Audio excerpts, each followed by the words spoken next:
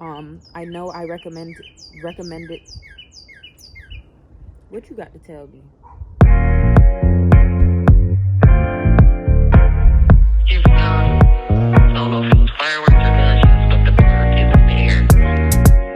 Hi everyone, welcome back to my channel. It's your girl Ken, and today we're going into part 2 of my skincare series, and we're going to talk about some of the more active products that you can incorporate into your skincare routine. And we're going to talk about what they are, what they do, how you can use them, why you should use them, and maybe some alternatives for those who have more sensitive skin. We're going to go through all of that in today's video, and I really hope that you enjoy. Keep watching to learn more. All right, happy New Year's, cuties. As I said before in the intro, we're here to learn more about what you can do to get the skin that you want in this year of 2024 and beyond. Today, we're going to be talking about exfoliants, retinoids, and tyrosinase inhibitors. All of these products are meant to help deal with uneven skin texture, hyperpigmentation, and acne, other skin concerns you may have, dull skin, fine lines, wrinkles, large pores, oiliness, all of those things. So in my first video, I went over the basics that you should have in your skincare, and I'll link it somewhere here. And that should be a cleanser, a toner, a moisturizer, and SPF. Those are your basic needs in your skincare routine. When we're moving forward and we want to address skincare concerns such as hyperpigmentation or fine lines, wrinkles, anti-aging, preventative things, you have to start using more chemicals, quote unquote, in your skincare routine. Of course, if you want to keep it natural, you want to keep it simple, you don't have to keep watching, but this is just to inform you of some of your other options you have when it comes on to addressing your skincare concerns. So I will be looking down at my phone because that's where all my notes are. I want to make sure that all the information I'm giving to you is as correct or as accurate as possible, and all of the sources that I consulted for this information will be linked down below. As I mentioned to you before in this video, I'm mainly introducing to you retinoids and exfoliants. Exfoliants, their main goal is to help slow off that dead skin that's on your face, that top layer of dead skin. That top layer contributes to acne, clogged pores, whiteheads, blackheads, and things of that nature, which is why exfoliants could be really beneficial for you if that's what your skin is prone to. Then you have retinoids, and retinoids also exfoliate, but they exfoliate through a different mechanism. So mainly what retinoids do is they go and they increase the amount of collagen production in your skin, right? Outside of collagen production, it also helps smooth out the skin because of its exfoliating properties. And it also helps reduce and prevent wrinkles because it's thickening the skin. It's help thickening up that skin. So that means it's less likely for your skin to, show those fine lines. It helps reduce your wrinkles and things of that nature. I'm also going to introduce tyrosinase inhibitors, which is an alternative. It is a more gentle alternative for those who have more sensitive skin. And instead of, help increase that skin cell turnover, what they instead do, they go and they target very specific cells and proteins in your skin and reduce the production of melanin. So it really helps deal with hyperpigmentation, and it helps even out the skin tone. And today, the first section we're going to start with is exfoliants. And there are so many exfoliants. There's so many different ingredients. There's so many different types. And of course, that's what I'm going to talk to you guys about today. I want to start with saying, when you're incorporating exfoliants into your skincare routine, do not go in there hot and heavy. Okay, you need to make sure that you're patch testing all of the products and all of the ingredients that I mentioned in this video. And then outside of that, I recommend starting off with using it 1 to 2 times a week, seeing how your skin tolerates it. And then over time, your skin is going to develop a tolerance, and then you can start incorporating it more often into your skincare routine. Overall, you should know that there are 3 classes of exfoliants. There are AHAs, there are BHAs, and there are PHAs. AHAs are alpha hydroxy acids, and they tend to come from fruit and plant derived things. They're water soluble, so they can't per se go very deep into the skin. They really focus on that top layer of skin, and they're really helpful for people with flaky and dry skin. As I said before, they're used for a range of things, and they're meant to target different issues.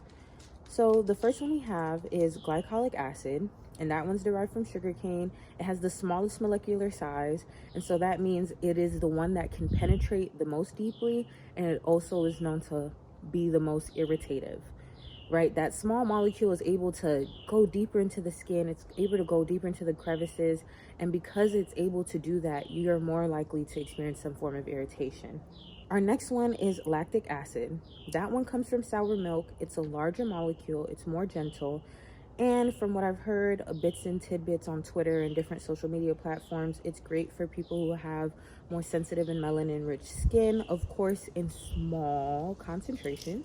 It's also known to be antimicrobial, and it's really, really good for dealing with hyperpigmentation. Then we have mandelic acid, which comes from bitter almonds. It's very rich in antioxidants, which is great for the skin. And it's also antibacterial, so it's really helpful for my acne-prone girlies. And it's gentler, and this one is for sure better suited for people with melanin-rich skin. Then we have malic acid. It comes from fruits and vegetables, mainly apples, and it's gentle.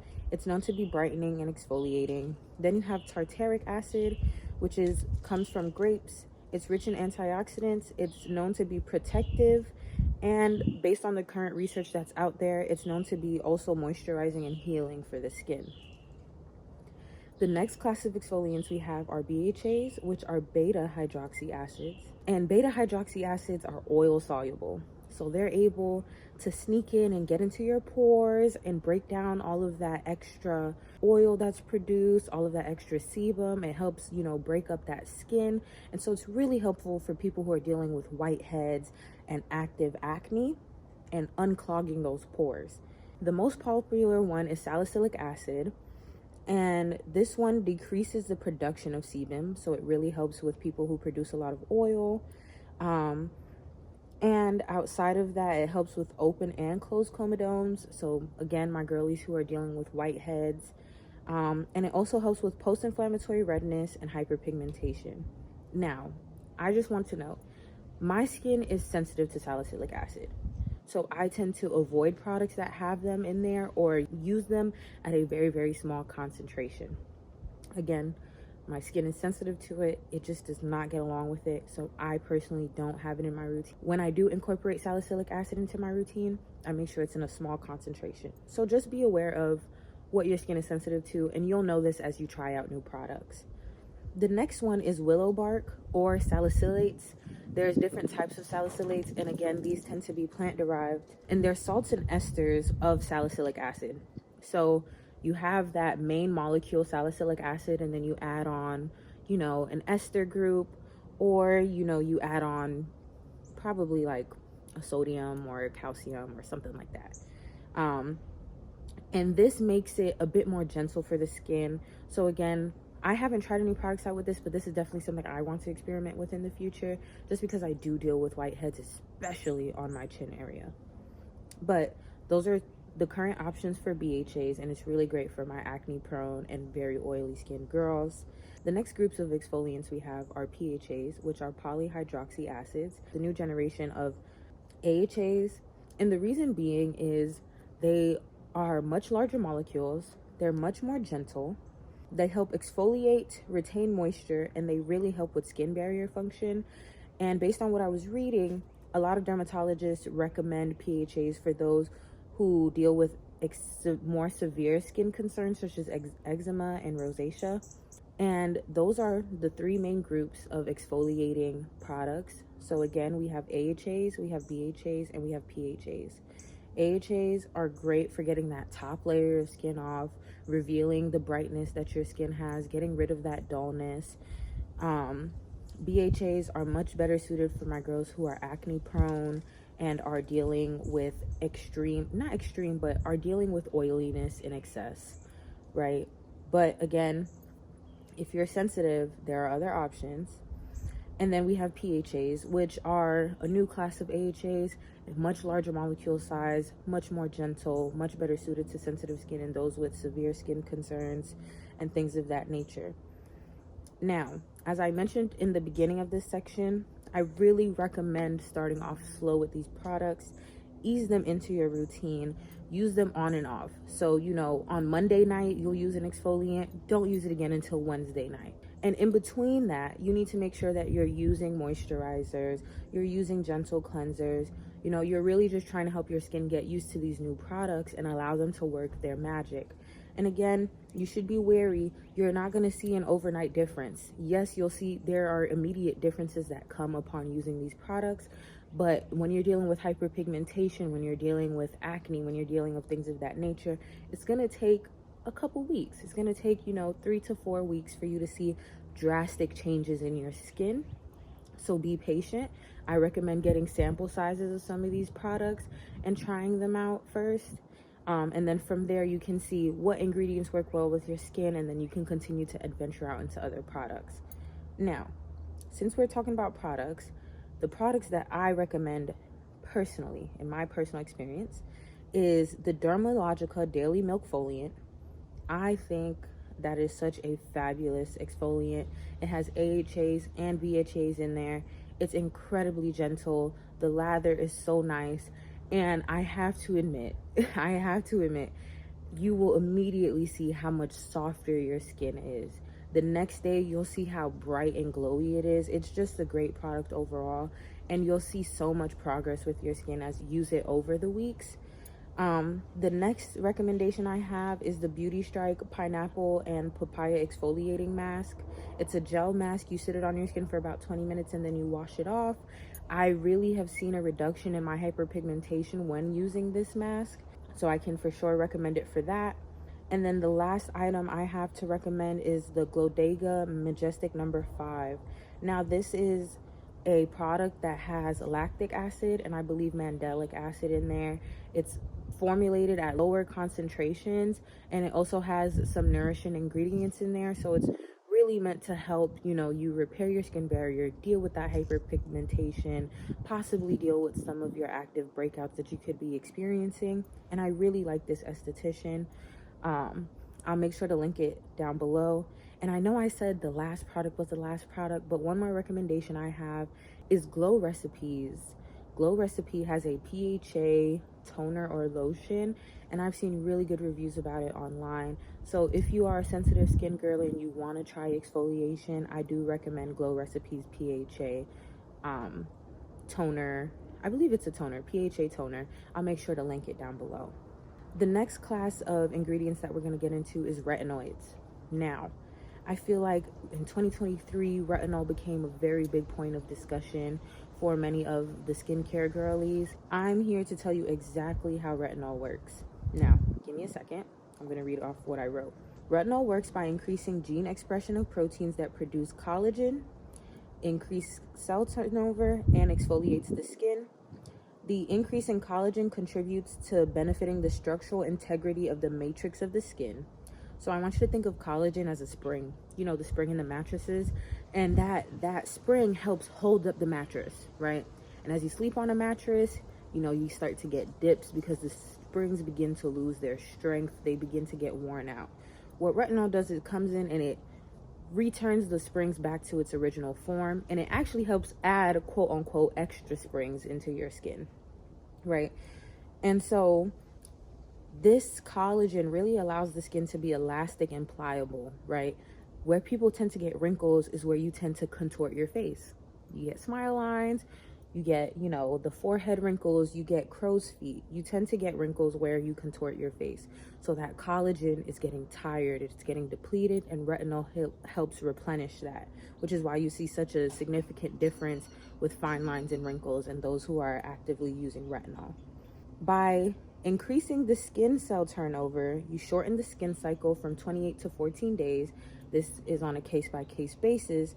And you can think of your skin as turning over so quickly that acne is not really able to produce itself. It's not allowed to coagulate those sebums and those oils and those dead skin to produce acne and breakouts and things of that nature. You may still experience acne and breakouts, but it will be significantly reduced because there's no dead skin, there's no sebum, there's no oil there for the acne to create itself. Outside of increasing skin cell turnover, it also helps increase the thickness of the skin. So if your skin is thicker, it's much more difficult for you to be experiencing wrinkles. Outside of that, it also allows your pores to get smaller. If your skin is thicker, then in my mind, the pores should appear to be smaller. Overall, retinol helps increase your skin elasticity, the thickness, and the appearance of the skin. And so this is why many people consider retinol to be such a miracle ingredient within skincare. It addresses so many of people's day-to-day concerns. And, you know, overall, I mean, me personally, since using retinol in my skincare routine, I've seen such a difference in the quality of my skin and, you know, just how nice it looks. I have to be honest. When I first started using retinol, I feel like I was using too strong of a concentration and my skin did not react well to it. It just makes your skin very dry and very irritated. So you have to be aware that you need to start with retinol, just as with exfoliants, low and slow. I recommend starting at concentrations under 0.05%, and then increasing that as your skin begins to tolerate retinol more. But if you go to a dermatologist, do what they suggest. I do suggest you tell them that you want to start off low and slow. So just be aware of that. Your doctor knows what's best, but you are the patient. You should also be advocating for what's in your best interest. I haven't used a lot of retinol products, but I do have some to recommend to you that has worked really well for my skin. The first one is the Medicate Crystal Retinol 3. So it has a concentration of 0.03% retinol. It's 1 ounce. It's available for $64 on the Medicate website. The next item I have for you is the Laneige Perfect Renew Youth Retinol. That one is 0.5 ounces. I found it on eBay for $20. I think if you buy it off of other websites, it can be upwards of $50. But I'm going to make another video talking about how to find skincare products at a more affordable price point. And then the last item I can recommend, I have not used this, but I've seen many people, many dermatologists, many estheticians, many skincare enthusiasts recommend this product, and that is the CeraVe Retinol Serum. I have a link for that down below. My last recommendation is getting a retinol prescription from your doctor. I am not sure if your primary care physician can give it to you, but I think they can, especially if you're dealing with a lot of acne. Start at a low percentage. Right? Please start at a low percentage and then work your way up from there. And you'll know, your doctor will know most likely what is best, but do make sure you do some of your own research when you go to them and make sure you discuss all the different options you have with them. It's really, really important with retinol that you use the sandwich method. The sandwich method is you go in with a thin layer of moisturizer. After you moisturize, you go in with a thin layer of retinol, or I shouldn't say a thin layer. Retinol, you should only be applying a pea-sized amount. So you go in with that pea-sized amount, and then you go over again with a moisturizer.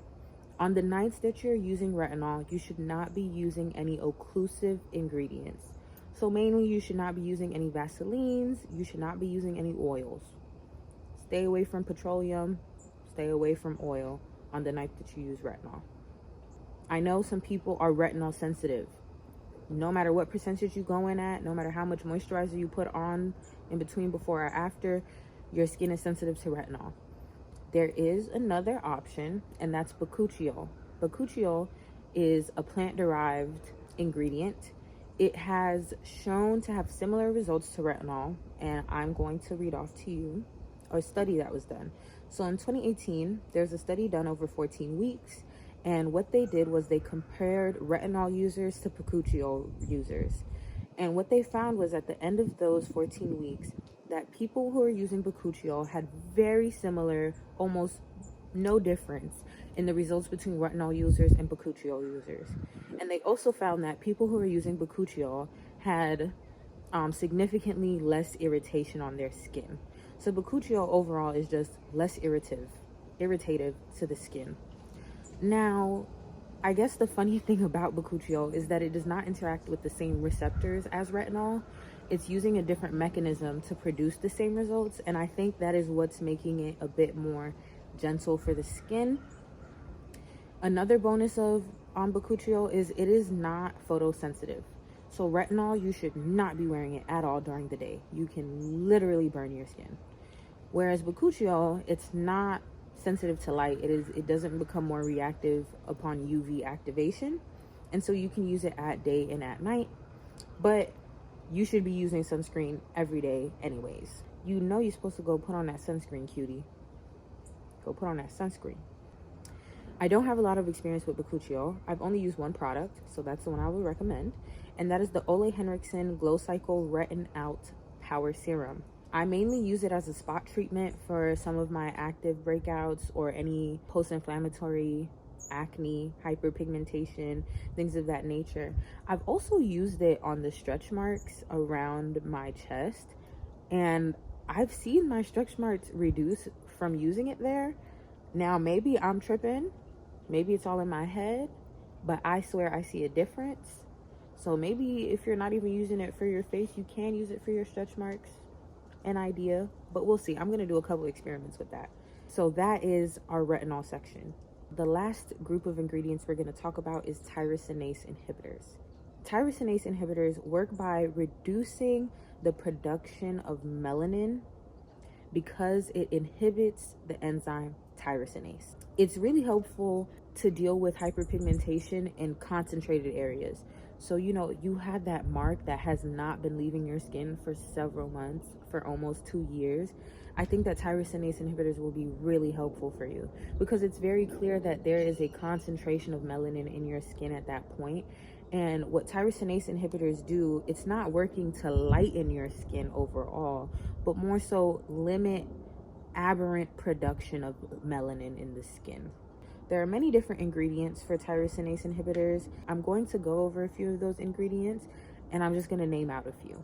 Okay, so the few I'm going to name out is kojic acid, ferulic acid, there's quercetin, and tranexamic acid.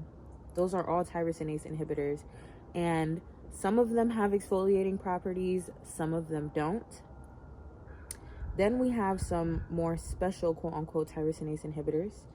We have licorice extract, which is a tyrosinase inhibitor, and it's also antimicrobial. So it's really helpful for my girls who are dealing with, you know, any form of active breakouts and acne.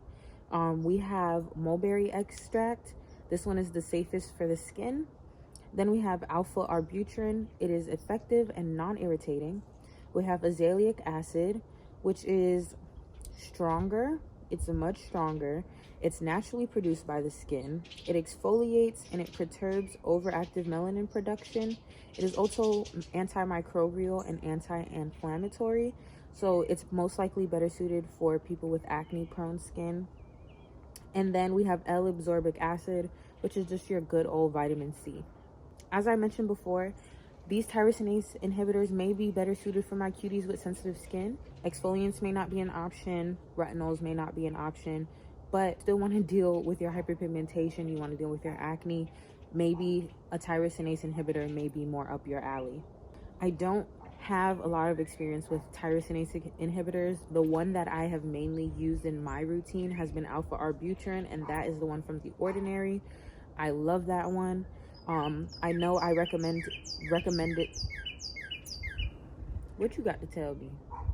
I recommended alpha arbutin to my aunt, and she went ahead and she purchased the Good Molecules one, and she said that she's seen a significant difference in her skin, so I can recommend that one to you as well. Outside of that, some other products that I went ahead and looked up for you guys was the Rosen Tropics toner for preventing acne scars. Then we have the Specific Beauty Dark Spot Corrector pads. It comes with 30 pads in there. It has, I believe it has kojic acid and tranexamic acid in there. I'm not 100% on that. Then we have the Naturium Azelaic acid treatment, and it also comes with niacinamide and vitamin C in there. Now this one comes in at a high percent, 10%. I'm not 100% sure about the percentages when it comes on to tyrosinase inhibitors, but again, just be wary. Be careful with everything that you're putting on your skin. Make sure you're spot testing. I've gone over the 3 different classes of new ingredients and new products that you can be introducing into your skincare to deal with issues such as hyperpigmentation, fine lines and wrinkles, preventative aging, dealing with acne, dealing with uneven skin texture, dealing with uneven skin tone. That's what most of these ingredients are formulated to deal with.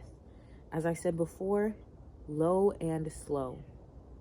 Low percentages, space out the uses in between. You should not be exfoliating on nights that you're using retinols, especially in the beginning as a beginner. As you progress and use these ingredients more in your skincare routine, you can use both. Be sparing about it. Most experienced exfoliant and retinoid users still don't pair retinoids and exfoliants on the same night. They may use it together every once in a while when they have like a special event coming up, or they're trying to deal with getting certain things off their face, but they still make sure that they space it out. And in regards to tyrosinase inhibitors, most of them are gentle and really well suited for people who have sensitive skin or are dealing with other sort of skincare concerns. But some of those tyrosinase inhibitors do still have exfoliating properties, so be wary of that. With the use of retinoids, you should be using the sandwich method. Moisturize, retinoid, moisturize, okay? Try to stay away from oils and petroleum or thicker products on the nights that you're using retinoids, because your skin needs to breathe when you have retinoids on your skin. Make sure you're using your SPF every day. And those are my recommendations. I really hope that you enjoyed this video. If you have any questions, please feel free to comment down below. Make sure you're following me on Instagram and TikTok, but I'm more active on Instagram at realize.ken. And I'm really happy that you joined me for this video. Make sure you check out some of my other videos. Like, comment, and subscribe. Thank you so much for joining me today, cuties. I can't wait to see you in my next video. Bye, and Happy New Year. Subscribe. You know you like my content. Why wouldn't you subscribe? Your mama want you about 5, 6 2.